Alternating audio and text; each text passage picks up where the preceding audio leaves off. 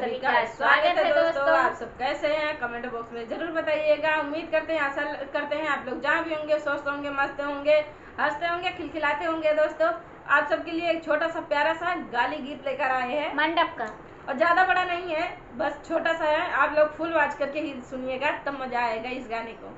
ठीक है, मंडप गीत है समधी के लिए। गांठ के खोलाई समधी मांगे समधिनिया हो, गांठ के खोलाई समधी मांगे समधिनिया हो। मड़वा में भीड़ बड़े भारी, बड़ा रंगदार समधी। हाँ, मड़वा में भीड़ बड़े भारी, बड़ा रंगदार समधी। गांठ के खोलाई समधी मांगे समधिनिया हो, गांठ के खोलाई समधी मांगे समधिनिया हो। मड़वा में भीड़ बड़े भारी, बड़ा रंगदार समधी। हाँ, मड़वा में भीड़ बड़े भारी, बड़ा रंगदार समधी। नाली है गैया नाली हले भैंसिया हो, नाली हले गैया नाली हले भैंसिया हो।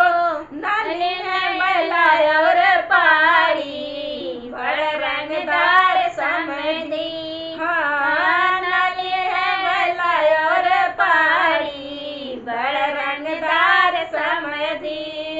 गांठ के खोलाई समधी मांगे समधिनिया हो, गांठ के खोलाई समधी मांगे समधिनिया हो। मड़वा में भीड़ भरे भारी, बड़ा रंगदार समधी। हाँ, मड़वा में भीड़ भरे भारी, बड़ा रंगदार समधी।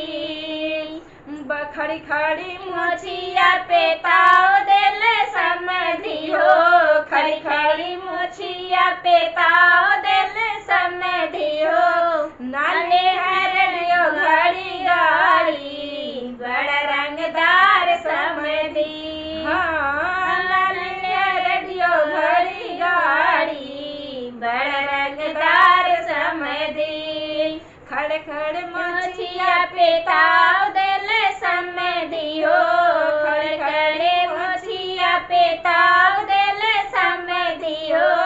नाले है रेडियो घड़ी गाड़ी, बड़ा रंगदार समधी। हाँ, नाली है रेडियो घड़ी गाड़ी, बड़ा रंगदार समधी। गांठ के खोलाई समधी मांगे समधिनिया हो, गांठ के खोलाई समधी मांगे समधिनिया हो। मड़वा में भीड़ भले भारी, बड़ा रंगदार समधी। हाँ, मड़वा में भीड़ भले भारी, बड़ा रंगदार समधी। बहुत रंगदार समधी है। चलिए, हमारा गाना आप सबको कैसा लगा कमेंट बॉक्स में जरूर बताइएगा। मिलते हैं नए गाने के साथ नेक्स्ट वीडियो में, तब तक के लिए धन्यवाद।